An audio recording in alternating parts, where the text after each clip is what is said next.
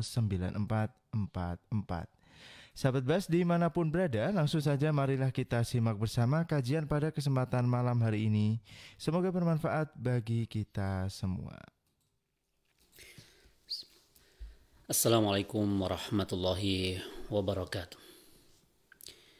A'udzubillahi minasyaitonirrajim. Bismillahirrahmanirrahim. Alhamdulillah. Alhamdulillahilladzi hadana li hadza wa ma kunna linahtadiya laula an hadanallah. Asyhadu an la ilaha illallah wahdahu la syarika lah wa asyhadu anna Muhammadan 'abduhu wa rasuluh. Qala Allah تعالى في كتابه الكريم يا أيها الذين آمنوا اتقوا الله حق تقاته ولا تموتن إلا وأنتم مسلمون أما بعد اللهم انفعنا بما علمتنا وعلمنا ما ينفعنا وزدنا علما اللهم رحمتك نرجو فلا تكلنا إلى أنفسنا طرفة عين وأصلح لنا شأننا كله لا إله إلا أنت. Alhamdulillah, saudaraku, sahabat Bas, kaum muslimin wal muslimat, dimanapun Anda berada, dimanapun Anda sedang mengikuti dan menyimak program siaran kami pada kesempatan ini, puji syukur senantiasa kita panjatkan kehadirat Allah yang dengan nikmatnya segala kebaikan menjadi sempurna. Dengan pertolongannya kita bisa menjalankan ibadah dan ketaatan dan melakukan segala aktivitas kita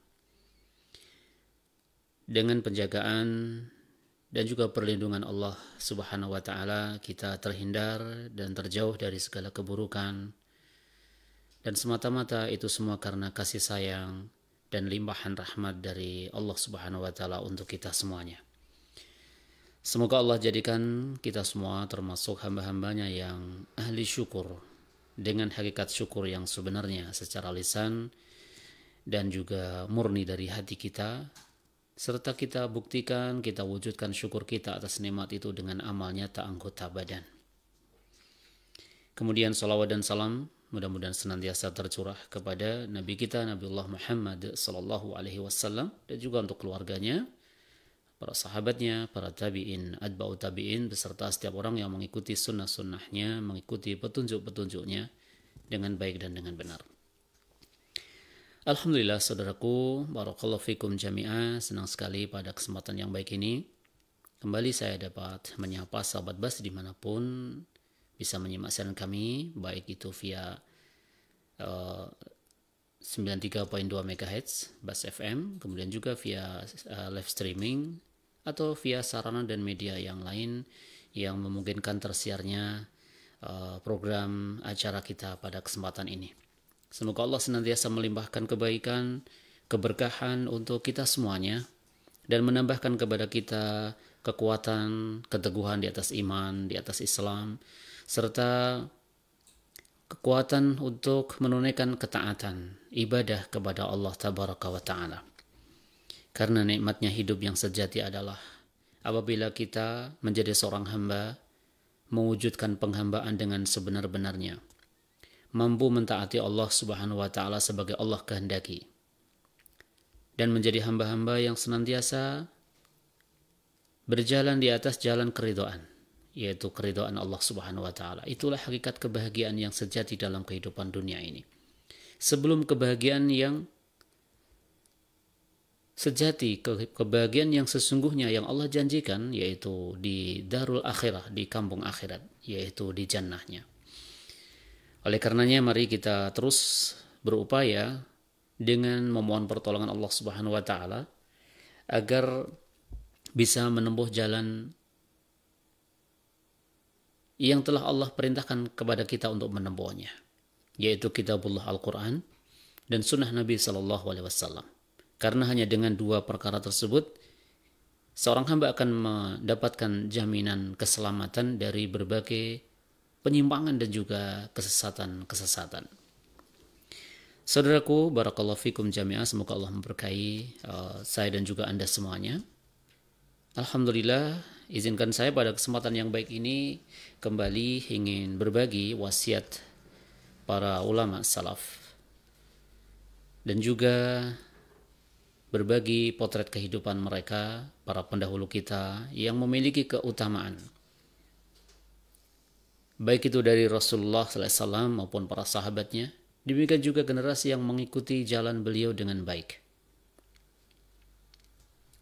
Pada edisi-edisi sebelumnya, pernah kita hadirkan potret ketawaduan para sahabat dan juga para salafus saleh, yaitu bagaimana gambaran akhlak mulia dari sisi sikap tawaduknya mereka para salaf, kerendah hatian mereka yang begitu istimewa dalam akhlak mereka. Nah,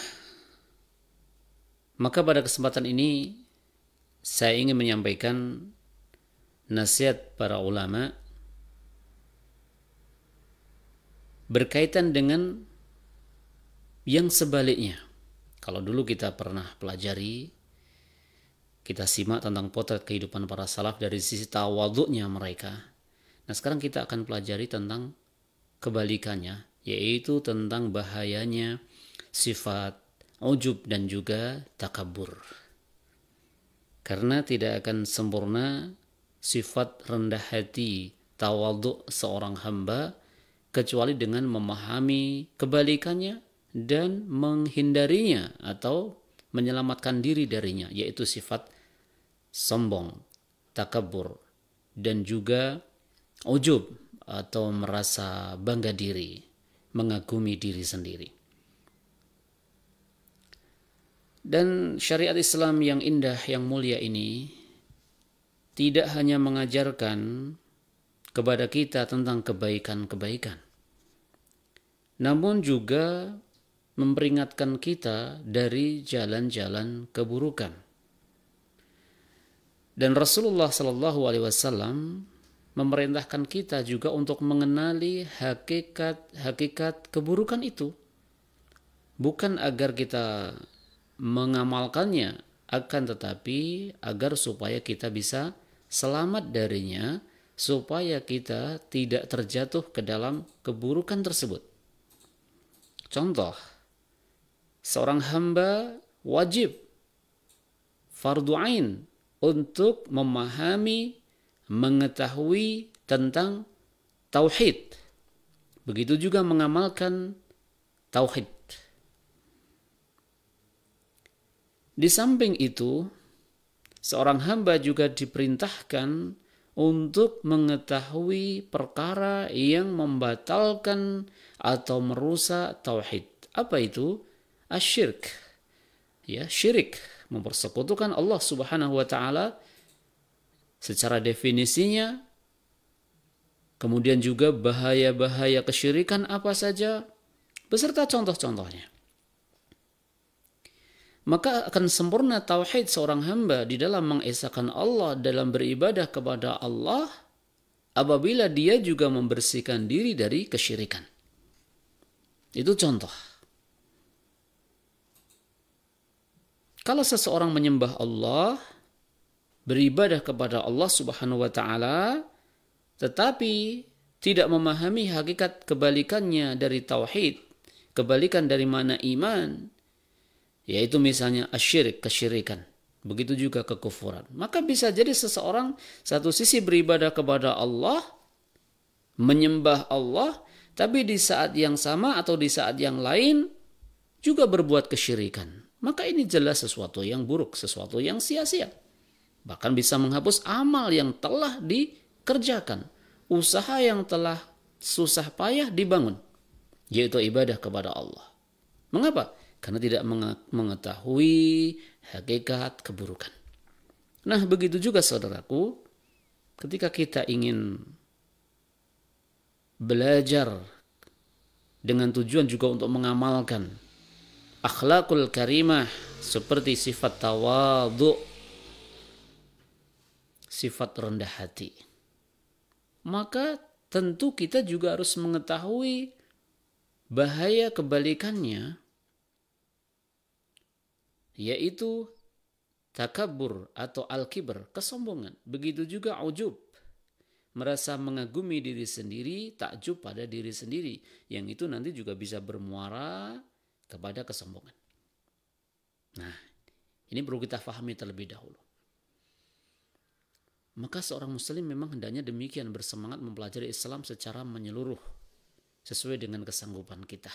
Tidak berhenti untuk terus belajar. Belajar tentang hakikat-hakikat perintah-perintah Allah, tentang al-ma'ruf, kebaikan-kebaikan dalam syariat Islam yang indah ini, juga mempelajari tentang larangan-larangan Allah dan perkara-perkara yang tercela menurut syariat. Supaya apa? Supaya kita bisa menjalankan apa-apa yang Allah perintahkan kepada kita secara baik. Dan bisa selamat dari perkara-perkara yang dibenci dan dilarang, dimurkai oleh Allah Subhanahu wa ta'ala. Baik. Nah, sekarang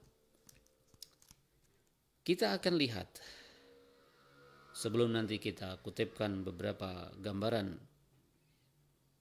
yang dijelaskan oleh para ulama tentang sifat takabur ini dan keburukannya. Mari kita lihat terlebih dahulu akan tercelanya dan juga buruknya sikap takabur dan juga ujub. Al-Imam Ibnu Qudamah Al-Maqdisi dalam kitab beliau Mukhtasar Minhajul Qasidin menjelaskan dalil-dalil yang berkaitan dengan keburukan serta celaan sikap sombong dan juga ujub. Dan ini hendaknya benar-benar kita perhatikan, kita pahami dengan baik, dan mohon pertolongan kepada Allah supaya Allah bersihkan hati kita dari sifat-sifat dan tabiat-tabiat ini. Dan di antara celaan itu datang dari kitabullah Al-Quranul Karim. Celaan terhadap orang-orang yang sombong. Allah berfirman di surah Al-A'raf. Beliau membawakan, Al-Imam Ibnu Qudamah Al-Maqdisi membawakan ayat dalam surah Al-A'raf ayat 146. Sa'asrifu an ayati alladzina yatakabbaruna fil ardi bighairil haqq. Aku akan memalingkan orang-orang yang menyombongkan dirinya di muka bumi tanpa alasan yang benar. Kemudian Allah juga berfirman, Innallaha la yuhibbul mustakbirin. Sesungguhnya Allah tidak menyukai orang-orang yang sombong. Dan di dalam sabda Nabi SAW, beliau bersabda, La yadkhulul jannata man kana fi qalbihi mithqalu dzarratin min kibrin. Dalam hadis yang sahih riwayat Imam Muslim, beliau bersabda, tidak akan masuk surga siapa yang di dalam hatinya ada kesombongan seberat biji sawi. Seberat zarrah. Dari apa? Kesombongan. Cukup ayat-ayat ini beserta sabda Nabi SAW ini menjadi peringatan bagi kita semuanya untuk benar-benar berhati-hati dari indikator-indikator kesombongan. Karena betapa buruknya sifat sombong itu ternyata menurut kitabullah Al-Quran dan juga sunnah Nabi SAW.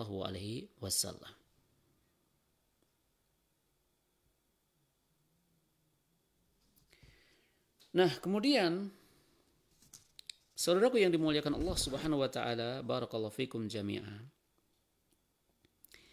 Yang namanya kesombongan itu ada tingkatan-tingkatan. Penyakit sombong itu ada derajat-derajatnya, ada tingkatan-tingkatan atau level-levelnya. Ini supaya kita ketahui. Dan ini juga dijelaskan oleh Al-Imam Ibnu Qudamah Al-Maqdisi.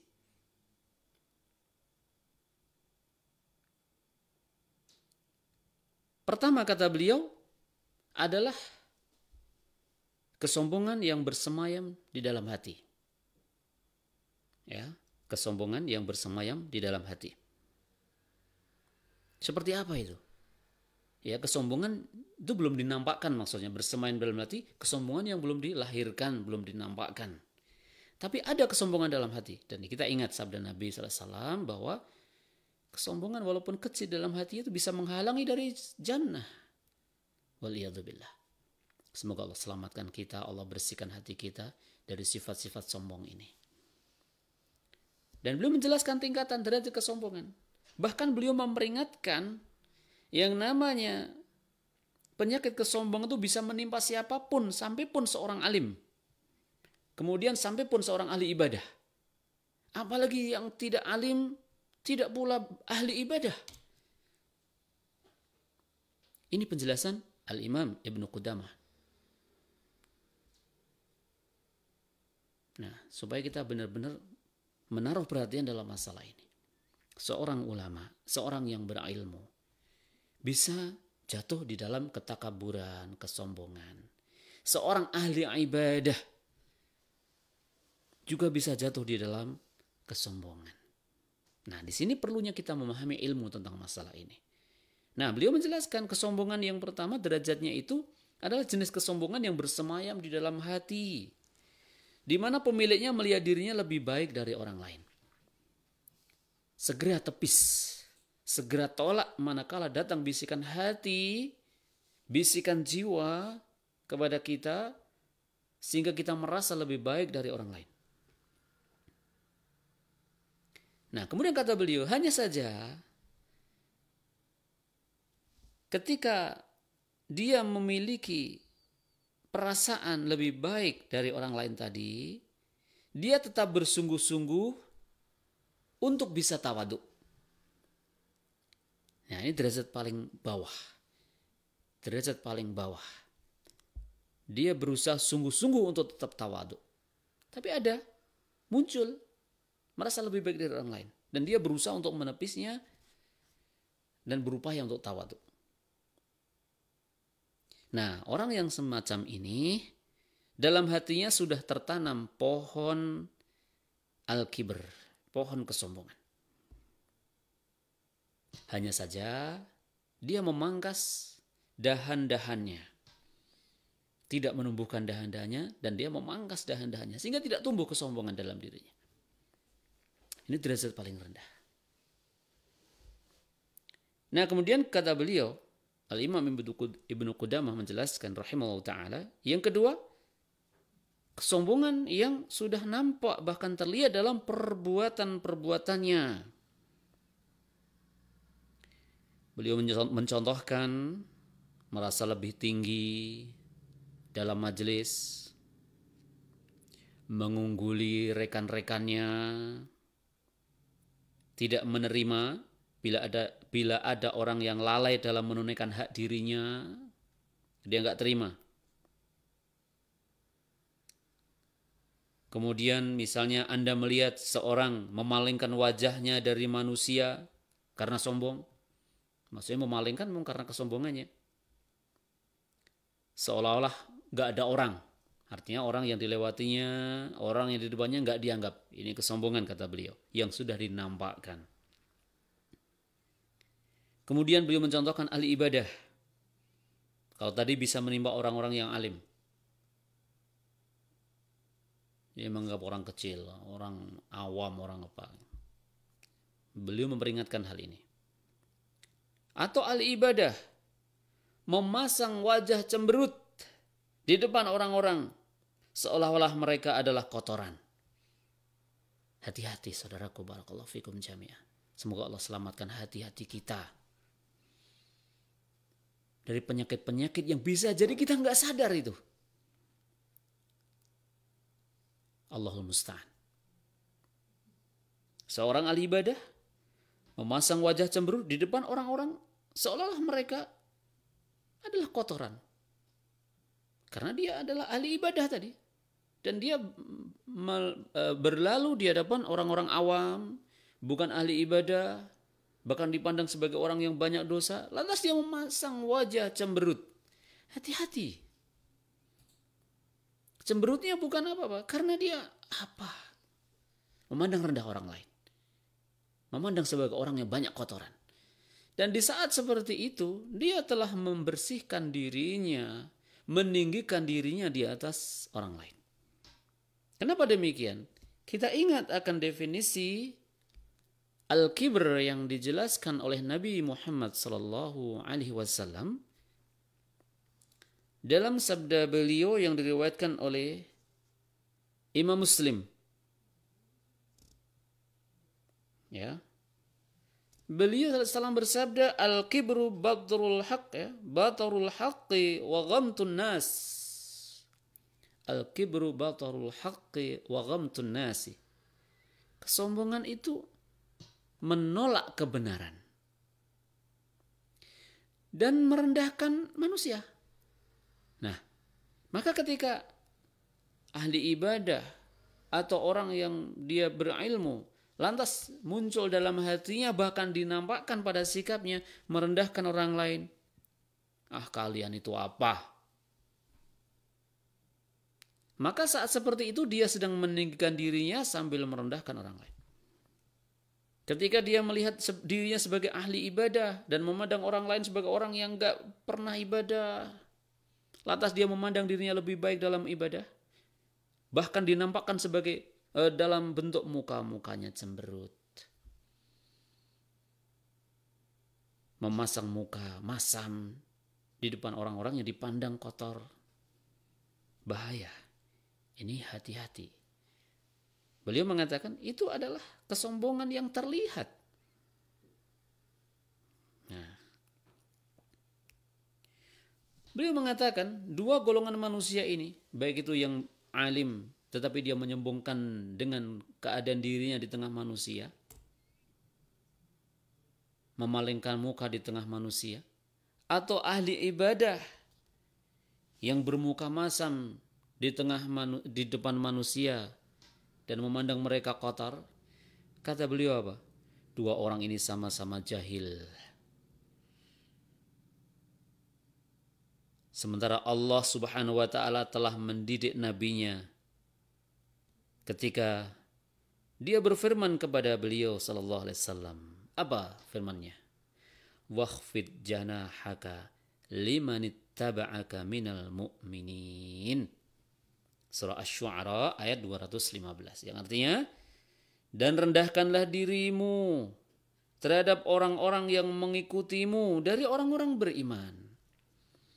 Allah mengajarkan kepada Nabi Muhammad SAW untuk bersikap rendah hati, merendahkan diri terhadap orang-orang yang mengikuti beliau dari kalangan orang-orang beriman. Nabi tidak pernah diajarkan akan kesombongan. Allah tidak pernah mengajarkan kepada sang Rasul sikap sombong kepada orang-orang yang mengikutinya. Baik itu orang yang masih sedikit ibadah, sedikit ilmu, orang awam, bahkan seorang badui kampungan, pinggiran. Allah perintahkan kepada beliau sallallahu alaihi wasallam untuk bersikap tawadhu. Nah, bagaimana posisi dan kedudukan kita dengan pengajaran Allah kepada Rasulnya sallallahu alaihi wasallam dan pengajaran Rasul kepada umatnya? Bagaimana kita mengamalkannya? Semoga Allah mudahkan kita untuk mengamalkan petunjuk terbaik ini. Dan tidak ada petunjuk terbaik kecuali petunjuk yang datang dari Allah dan Rasulnya. Itu tadi adalah derajat kesombongan yang kedua. Nah, yang ketiga adalah beliau rahimahullah ta'ala menyebutkan derajat kesombongan berupa menampakkan kesombongan itu melalui kata-kata, melalui ucapannya. Seperti saling berbangga, saling membanggakan diri. Dan tidak ada orang saling berbangga, melainkan dia merasa lebih baik dari orang lain. Entah itu dalam harta, anak-anaknya, nasab keturunannya, prestasi-prestasinya, pengalaman-pengalamannya, dan sebagainya. Dia ingin bahwasanya orang tahu dia lebih baik dari manusia yang lain. Itulah orang yang berbangga-bangga. Kemudian kata beliau juga menyucikan dirinya dan menceritakan kehidupan pribadinya yang hebat, yang menampakkan kelebihan-kelebihan kehidupan dirinya. Untuk apa? Dalam konteks membanggakan di mata manusia. Ini secara lisan ya, secara verbal. Ditunjukkan di dalam, nampak dalam ucapan-ucapannya. Dan ini adalah derajat-derajat kesombongan. Mulai dari yang tersimpan dalam hati.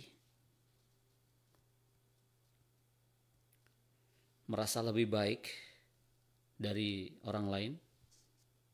Kemudian juga yang nampak di dalam sikapnya. Memalingkan muka dari manusia. Memandang rendah dan hina orang di depannya. Karena dia merasa lebih banyak ibadah dan amalnya. Atau merasa lebih alim daripada manusia. Maka begitu juga dengan yang nampak dalam ucapan lisannya. Tiga-tiganya ini adalah hal yang hendaknya kita menjauhinya. Nah sekarang sebenarnya apa yang membuat orang itu bisa sombong? Nah, di sini para ulama juga menyebutkan, menjelaskan yang banyak membuat manusia itu menyombongkan diri. Ini kebanyakan adalah masalah duniawi.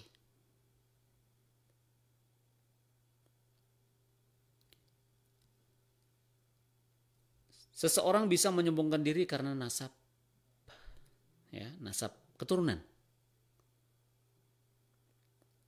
Orang yang mempunyai nasab terpandang akan merendahkan orang yang tidak bernasab sama dengan dirinya.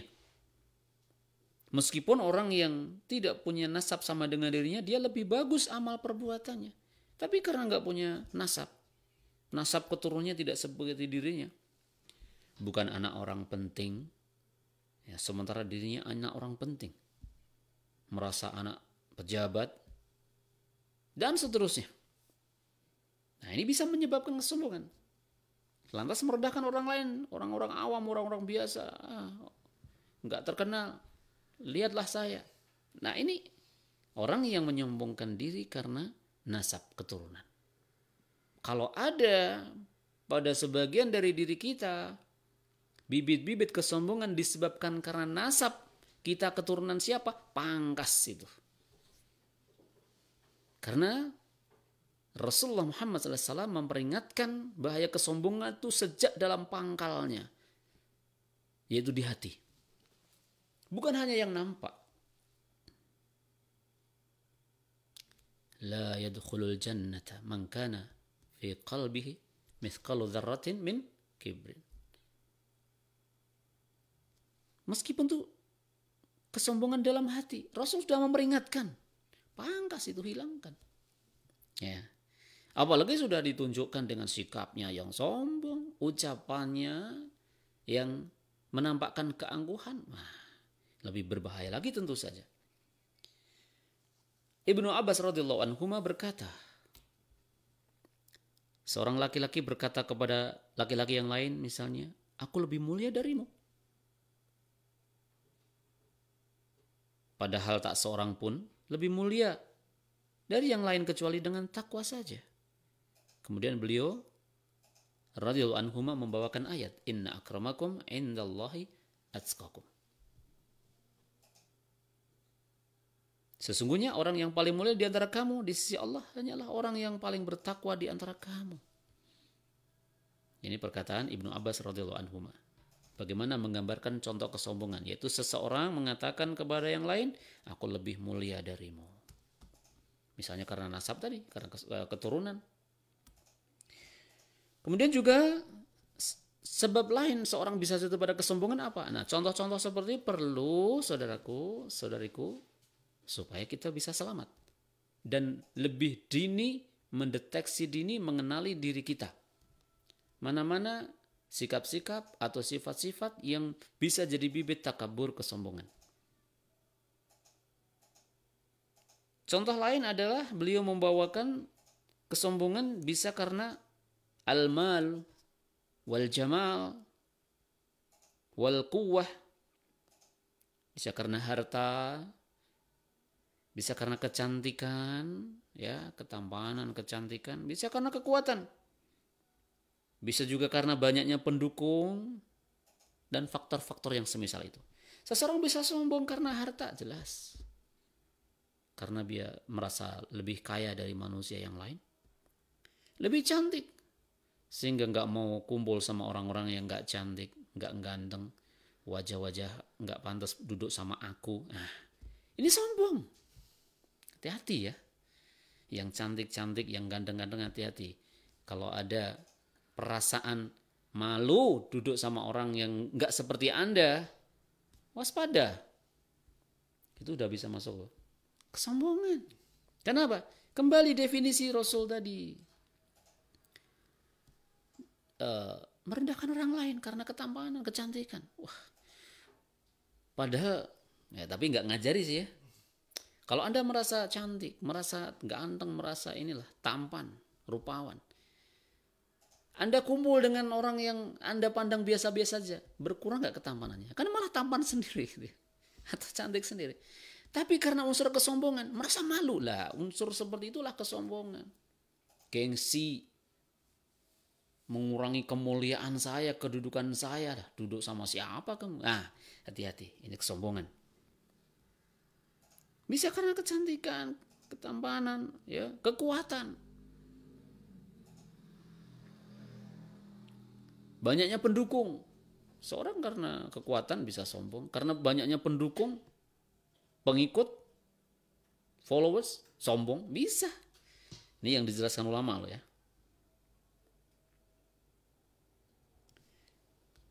Beliau mencontohkan bahkan kesombongan di bidang kecantikan. Ini sering terjadi di kalangan kaum wanita. Ini beliau mengatakan. Al-Imam Ibnu Qudamah. Dan bahkan itu bisa menyeret mereka, merendahkan, ya, menyingkap aib dan menggibah orang lain. Kalau sudah ada unsur kesombongan itu menyeret penyakit-penyakit yang lain. Ini peringatan dari para ulama. Orang kalau sudah punya penyakit sombong itu, ini diantara efek turunannya ya.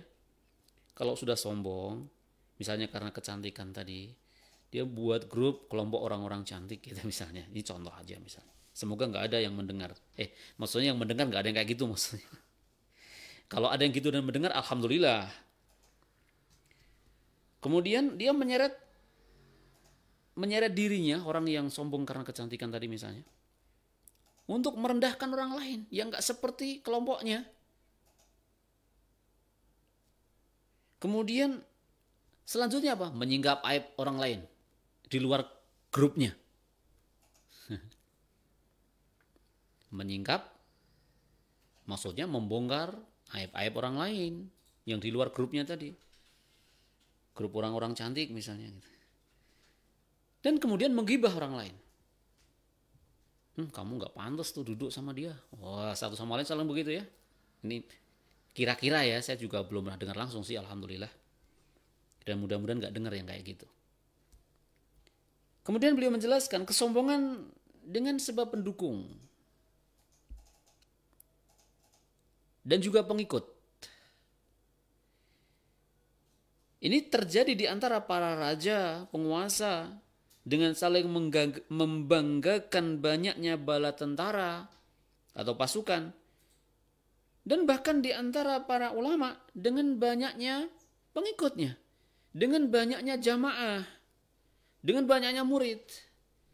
Jangan dikira aman. Makanya di awal Al-Imam Ibnu Qudamah rahimahullah ta'ala memperingatkan, mengingatkan. Yang namanya al-kibr bisa menimpa siapapun. Karena ilmunya atau karena ibadahnya. Nah, kalau seseorang dia membanggakan dirinya karena jamaahnya jutaan. Jamaah lo berapa?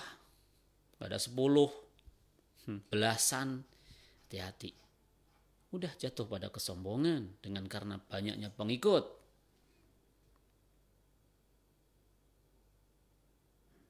Nah,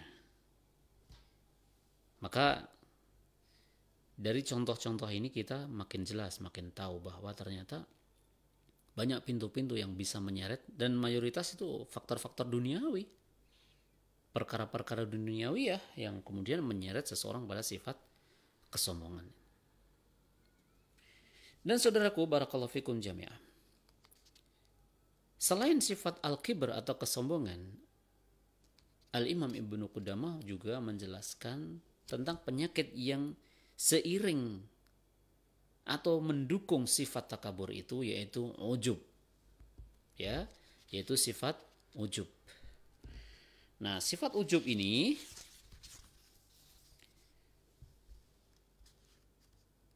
sebagaimana disabdakan oleh Nabi SAW, agar kita faham ujub itu seperti apa dan apakah itu juga bahaya. Kita lihat sabda Nabi SAW.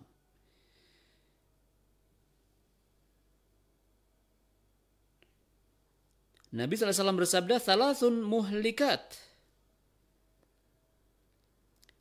Ada 3 perkara yang membinasakan. Syukhun muta', kekikiran, itu sifat pelit, kikir, bakhil, kekikiran yang ditaati, yang diikuti. Nuruti sifat kikir. Wahawan muttaba', yang kedua hawa nafsu yang diikuti, hawa nafsu yang dituruti. Dan yang ketiga apa? Wa'ijabul mar'i binafsihi, dan ujubnya seseorang kepada dirinya sendiri. Jadi kekaguman, ketakjuban seseorang kepada dirinya sendiri. Ini membinasakan, kata beliau. Salasun muhlikat, 3 perkara yang membinasakan. Dan hadis ini ada hubungannya dengan sifat sombong tadi. Berawal dari takjub pada dirinya, lama-lama jatuh pada kesombongan. Tadi 3 pertama yang bisa membinasakan, kata beliau apa? Syukhun muta', kekikiran yang ditaati.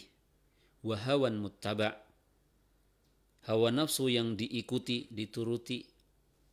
Wa'ijabul mar'i binafsihi, dan ketakjuban, kekaguman seseorang kepada dirinya sendiri. Gumun kok karo awake dhewe ngono. Ya, itu Nabi SAW yang menyebutkan. Ana wong gumun ning karo awake dhewe kuwi medeni, bahayani maksudnya. Membahayakan dirinya sendiri sebenarnya. Makanya itu bisa membinasakan dirinya sendiri. Ya tadi, kalau kita hubungkan dengan sifat al-kibr, kesombongan, dan contohnya, orang sombong karena ketampanan, kecantikannya. Awalnya dari kekaguman, ketakjuban pada dirinya sendiri. Misalnya nih, maaf loh ya, ini hanya contoh biar paham. Saya kok cantik ya?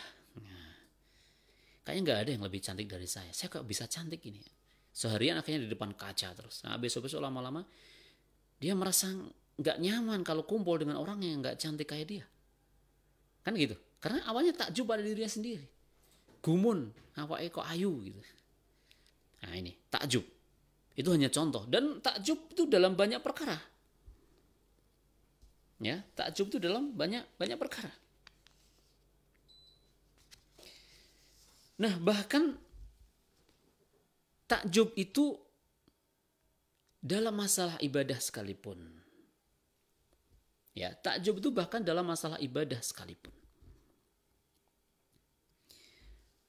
Sampai para salaf itu berhati-hati betul jangan sampai terjatuh dalam sifat ujub dan menepis peluang ketakjuban pada diri sendiri. Seperti yang dikatakan oleh Mutarrif rahimahullah ta'ala. Beliau berkata, aku melewati malam dengan tidur, tidak bangun sholat malam, dan mendapatkan pagi dalam keadaan nyesel karena gak bisa bangun malam tadi. Itu lebih aku cintai, lebih aku sukai, daripada bisa melewati malam dengan sholat, tapi paginya menjadi orang yang ujub. Ini lihat, para salaf seperti itu. Mutarrif rahimahullah mengatakan, aku melewati malam dengan tidur dan tidak mendapatkan pagi, dan mendapati pagi dalam keadaan nyesal karena tidak bisa bangun malam tadi.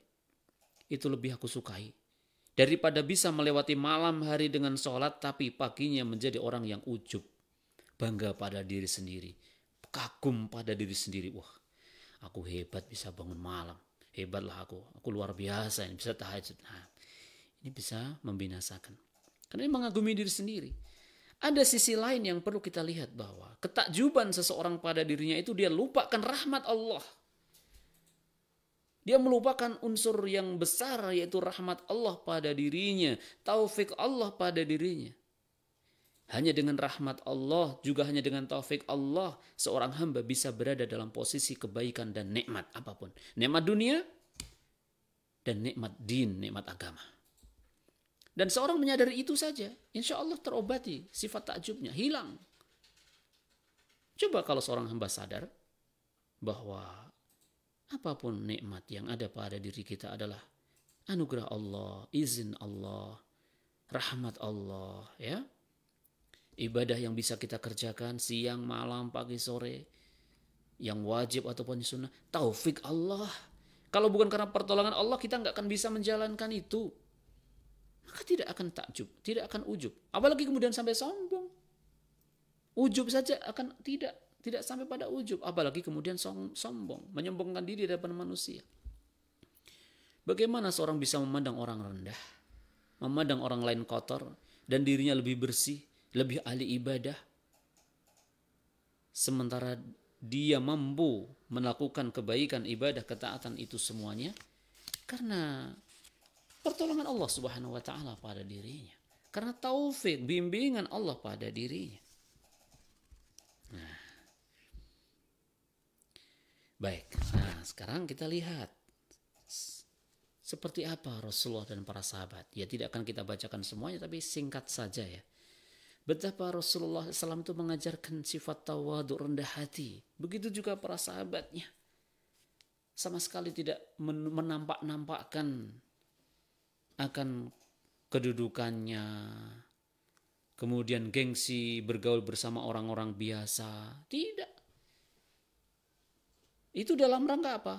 Membersihkan diri dari ujub, bangga diri, dan menepis ataupun menutup pintu yang mengantarkan kepada al-kibr, kesombongan.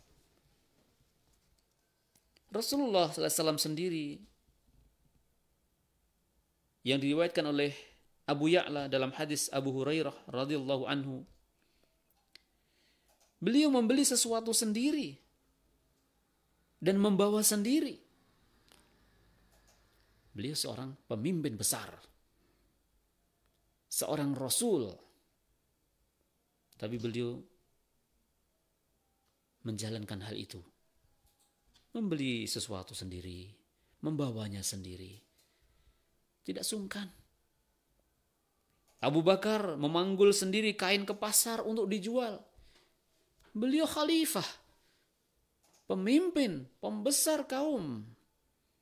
Tetapi beliau apa? Memanggul sendiri kain ke pasar untuk dijual. Tidak malu. Jauh dari sifat-sifat sombong. Begitu juga Umar radhiyallahu anhu membeli daging dan menentengnya sendiri dengan tangannya ke rumahnya. Ini Umar bin Khattab radhiyallahu anhu. Ali radhiyallahu anhu membeli kurma dan membawanya sendiri dalam sebuah kain. Lalu ada seorang berkata kepada Ali radhiyallahu anhu, biar aku yang membawanya. Apa kata dan jawaban Ali? Pemilik sesuatu lebih patut membawanya. Satu lagi, suatu hari Abu Hurairah radhiyallahu anhu pulang dari pasar dan beliau memanggul sendiri seikat kayu. Padahal saat itu beliau adalah wakil gubernur. Abu Hurairah pernah menjadi wakil gubernur, yaitu Gubernur Marwan. Maka beliau berkata kepada seorang laki-laki, beri jalan kepada gubernur. Beliau memanggul kayu sendiri, ya, memanggul seikat kayu. Padahal beliau adalah wakil gubernur. Dan beliau berkata kepada seorang laki-laki, beri jalan kepada gubernur. Padahal beliau adalah wakilnya sendiri. Tidak menunjuk-nunjukkan, menampakkan beri jalan aku. Tidak. Tapi beliau menghormati sang pemimpin, menghormati gubernur itu, memberikan kesempatan jalan, memberitahu kepada orang-orang. Tapi beliau menampakkan ketawaduan seperti orang yang biasa. Itu Abu Hurairah radhiyallahu anhu. Dan masih banyak tentu saja kalau kita ingin menggali potret kehidupan para sahabat. Nah, saudaraku, karena keterbatasan waktu, sebenarnya masih banyak yang layak untuk kita simak dari potret kehidupan mulia para salaf dan juga wasiat-wasiat mereka. Tapi sekali lagi karena keterbatasan waktu, insya Allah sampai di sini, dan insya Allah kita bisa sambung pada kesempatan yang lain. Aku qouli hadza walhamdulillahi rabbil alamin. Saya kembalikan kepada moderator. Syukran jazakallahu khairan Ustaz atas untayan nasihat yang telah disampaikan. Semoga kita bisa mengambil hikmah dan bisa terhindar dari sifat-sifat ujub dan juga kesombongan. Dan sahabat Bas dimanapun berada, kita akan langsung saja masuki sesi tanya jawab. Yang saat ini sudah ada beberapa pertanyaan yang insya Allah kita akan bahas satu persatu, Ustaz. Untuk pertanyaan yang pertama datang dari Mas Ferdiansyah di Jepara yang sudah ikut bergabung. Assalamualaikum warahmatullahi wabarakatuh. Waalaikumsalam warahmatullahi wabarakatuh. Izin bertanya Ustadz, jika saya merasa tidak nyaman dengan beberapa jamaah yang memang secara nyata mengganggu, misal karena bau badannya sehingga saya memilih menghindari mereka, apakah itu termasuk dari kesombongan karena sulit dihindari sebab yang membuat tidak nyaman? Syukran jazakumullah khair Ustadz. Ya. Bismillah, alhamdulillah, salatu wassalamu ala rasulillah, wala hawla wala quwata illa billah, amma ba'd. Perlu dibedakan saudaraku Mas Ferdiansyah di Jepara antara sifat ujub, kemudian juga atau bangga diri, kemudian juga al-kibr, kesombongan, dengan kita menghindari sesuatu yang memang bisa membawa madarat. Kalau kita memang bermaksud menghindari seseorang yang itu bisa membawa madarat atau mengganggu kita, maka itu boleh-boleh saja, tapi ada catatan penting. Wajib kita menjaga hati dari merasa lebih baik dari saudara kita. Karena sangat tipis, sangat halus penyakit al-kibr, kesombongan. Kalau kita merasa lebih bersih, merasa lebih rajin menjaga kebersihan dan kesucian, orang itu apa nggak ngerti kesucian sebagainya, itu tentu bisikan setan bisa masuk. Maka udah cukup pada aku bisa terganggu kehusuanku misalnya, ya contoh ya, kalau itu misalnya di jamaah di masjid gitu, karena tadi yang ditanya adalah berkaitan dengan teman jamaah ya, di suatu jamaah masjid misalnya, maka tidak masalah kalau kita mungkin memilih tempat yang kira-kira membuat sholat kita jadi tidak terganggu. Karena kalau di samping orang yang kita kenal, setiap dekat itu bau yang tidak sedap, sangat mengganggu, maka ya insya Allah tidak apa-apa. Yang terpenting adalah jaga hati. Jangan ada unsur merendahkan saudara kita. Ya, tidak perlu ada unsur merendahkan. Ya udah, cukup kita jauhkan diri dari hal yang menurut kita bisa mengganggu. Ya, maka ini sekaligus juga sebagai nasihat untuk saudara kita dimanapun berada, kaum muslimin wal muslimat. Mari kita ketika berkumpul bersama kaum muslimin, terutama saudara-saudaraku jamaah laki-laki ya, kaum laki-laki yang berjamaah di masjid, untuk menjaga kebersihan. Karena ini adalah tuntunan Nabi kita sallallahu alaihi wasallam. Menjaga kebersihan, menjaga kesucian, apalagi kita mau berjamaah bersama kaum muslimin. Sedangkan makan bawang dan yang semisal bawang saja itu tidak boleh kalau kita hendak mendatangi jamaah. Diperintahkan untuk menghindari makan makanan yang menyengat ya ketika kita akan masuk ke jamaah. Apalagi kondisi badan yang tidak dibersihkan, kondisi mulut yang juga tidak bersiwak, kemudian pakaian yang juga tidak berganti padahal dari tempat-tempat yang mungkin dia habis kerja di tempat yang memang membawa bau. Ya ini tentu harus diperhatikan saudaraku. Ini termasuk bagian dari adab Islam. Satu sisi kita nasihatkan, ya tidak masalah seperti Mas Ferdian saat tadi, yang penting kita jaga hati. Di sisi yang lain ini menjadi sebuah nasihat untuk saudaraku semua dimanapun berada, kaum muslimin wal muslimat. Memang ya tuntunannya kita hendaknya kalau mendatangi masjid dalam kondisi ya bersih, suci, ya, dan dianjurkan lagi memakai wewangian kalau kita mendatangi jamaah. Sholat jamaah itu sangat sangat bagus ya. Wallahu a'lam bishawab. Ya.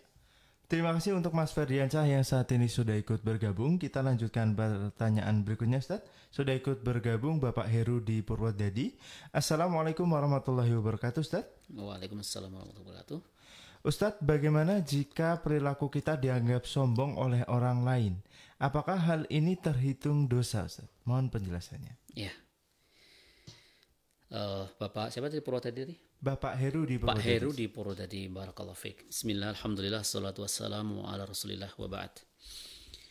Kalau itu adalah penilaian manusia kepada kita, sementara apa yang orang nilai atas diri kita tidak ada pada diri kita, maka ya tidak menjadi soal, tidak menjadi masalah, dan jangan diurusi atau dengan kata lain abaikan.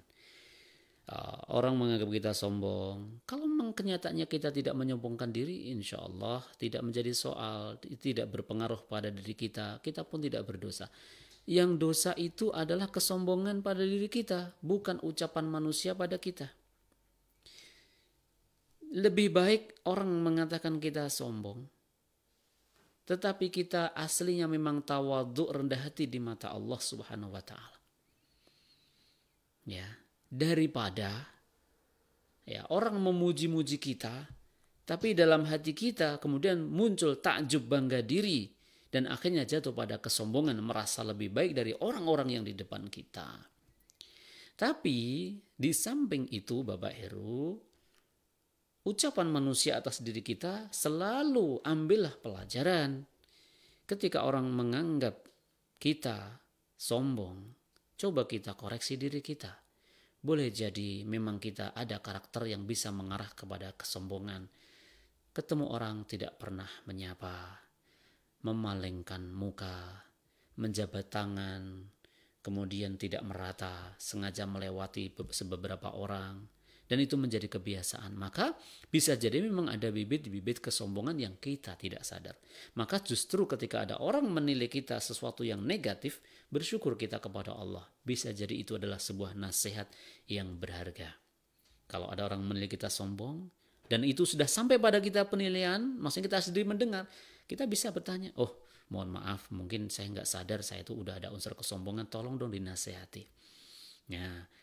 Atau kalau udah kenal baik, udah biasa, di mana sih kesombongan yang menurut Anda itu saya itu sombong? Bisa nggak masalah, tanyakan, tolong nasihati saya supaya saya bisa lebih baik. Dan seterusnya. Atau mungkin nada bicaranya terbiasa merendahkan orang lain, selalu menganggap dirinya lebih utama, lebih berhak, lebih harus didahulukan di atas orang lain, dan seterusnya. Maka ini bisa menjadi sebuah pembelajaran. Tetapi adalah kembali pada yang ditanyakan. Dosa atau tidak itu bukan pada apa yang katakan orang kepada kita, tetapi apa yang ada pada diri kita atau kenyataan itu. Kalau kenyataannya kita tidak sombong, ya tidak dosa. Tapi kalau kenyataannya kita sombong, sebanyak manusia di muka bumi ini memuji kita, tetap kita berada di dalam keburukan. Wal'iyadzubillah. Ya, wallahu a'lam bishawab. Ya, terima kasih Bapak Heru yang saat ini sudah ikut bergabung. Selanjutnya kita bacakan satu pertanyaan berikutnya, Ustaz. Ya. Pertanyaan dari hamba Allah saat ini sudah ikut bergabung. Assalamualaikum warahmatullahi wabarakatuh. Waalaikumsalam warahmatullahi. Mohon nasihatnya Ustaz, bagaimana jika ada orang yang sombong di hadapan kita?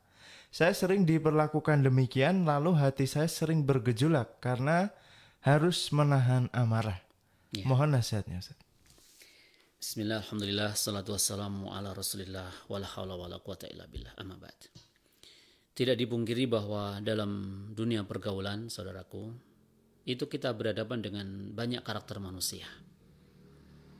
Kata kuncinya adalah kita ikuti apa yang diwasiatkan oleh para ulama agar kita bersikap sabar dalam bergaul dengan banyak manusia.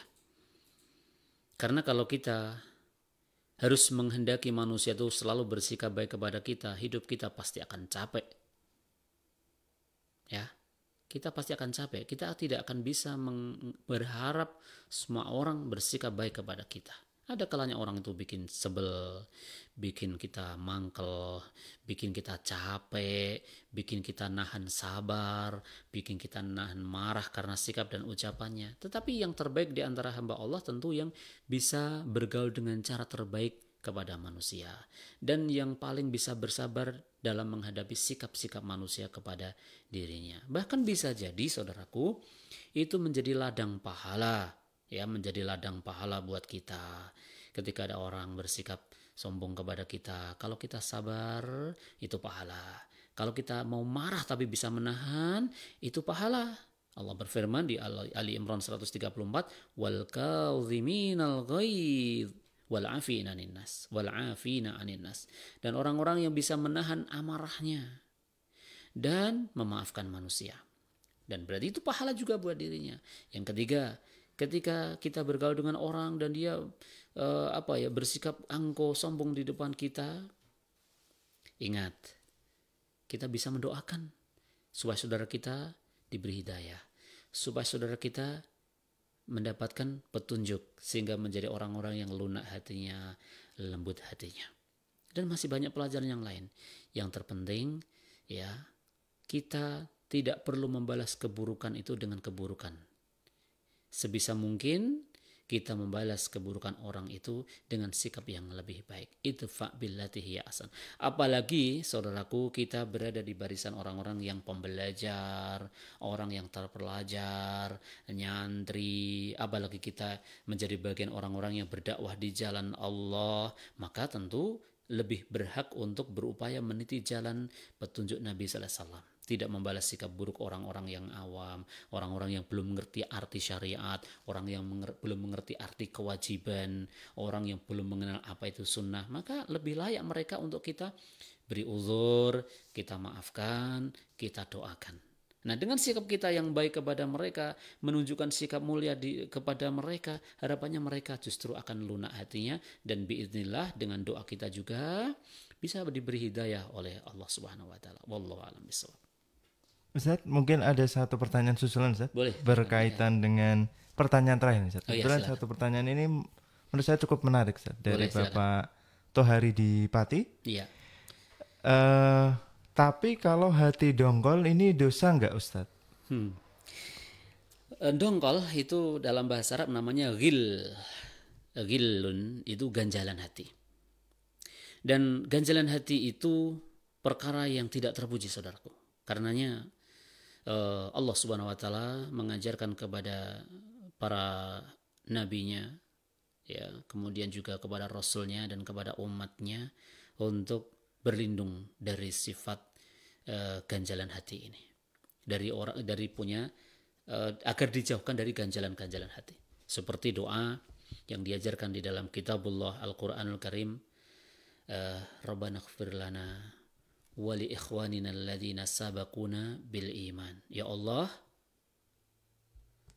ampuni kami, dan juga ampuni saudara-saudara kami yang telah lebih dahulu beriman. Wala taj'al fi qulubina ghillan lil ladzina amanu. Dan jangan engkau jadikan dalam hati kami itu ada ganjalan hati terhadap orang-orang yang beriman. Jadi sifat dongkol itu termasuk sifat yang gak bagus. Kenapa? Kalau kita punya ganjalan hati, dan dongkol atau ghil itu lebih dekat kepada makna hasad, kedengkian kepada saudara mukmin, maka yang rugi sebenarnya kita. Orang yang dongkol hatinya dengan saudara kita, apalagi sampai pada dengki dan hasad, sebenarnya yang rugi adalah pemilik sifat hasad itu. Maka yang terbaik adalah obatnya, kata para ulama, ketika kita ada dongkol hasad dengan saudara kita, doakan saja. Doakan dengan ampunan, doakan dengan berkah, doakan dengan rahmat. Tanpa dia tahu apa yang kita doakan. Doa-doa kebaikan itu. Harapannya apa? Justru malaikat mengaminkan doa-doa baik kita untuk saudara mukmin kita, mengaminkan untuk diri kita. Mana yang lebih baik? Kita menurutin dongkol hati itu, ganjalan hati itu, atau kita menepisnya dengan memaafkan, mendoakan kebaikan untuk saudara-saudara kita, termasuk berdoa yang diajarkan oleh Al-Qur'anul Karim. Rabbana ighfir lana wa li ikhwanina alladzina sabaquna bil iman wala taj'al fi qulubina, dan jangan engkau jadikan ganjalan dalam hati kami itu ada ganjalan, ada kedengkian terhadap orang-orang yang beriman. Wallahu a'lam bishawab. Jadi intinya bahwa dongkol itu kalau soal dosa, wallahu alam, sesuai dengan tingkatan-tingkatannya ya. Saya tidak bisa mengukur dan menilai dalam bab ini. Tetapi yang jelas kita sepakat dongkol itu tidak membawa kebaikan dalam urusan agama maupun juga urusan dunia. Bahkan bisa mengganggu tidur kita, mengganggu tentramnya hati kita, mengganggu juga aktivitas dan juga muamalah kita dengan saudara kita karena adanya dongkol-dongkol tadi. Wallahu a'lam bishawab. Semoga bermanfaat ya. Terima kasih Ustadz, dan juga terima kasih untuk Bapak Tohari yang saat ini sudah ikut bergabung. Dan Alhamdulillah sahabat BAS dimanapun berada, telah kita ikuti bersama segmen acara Potret Salafus Soleh bersama Ustadz Miftahul Mahmud di kesempatan malam hari ini. Kami juga tak lupa ucapkan kepada sahabat BAS yang sudah ikut menyimak dari awal hingga akhir. Semoga di lain kesempatan kita dapat kembali bersua dengan tema pembahasan menarik lainnya. Saya Satrio Bagas beserta kru yang bertugas mohon maaf apabila ada salah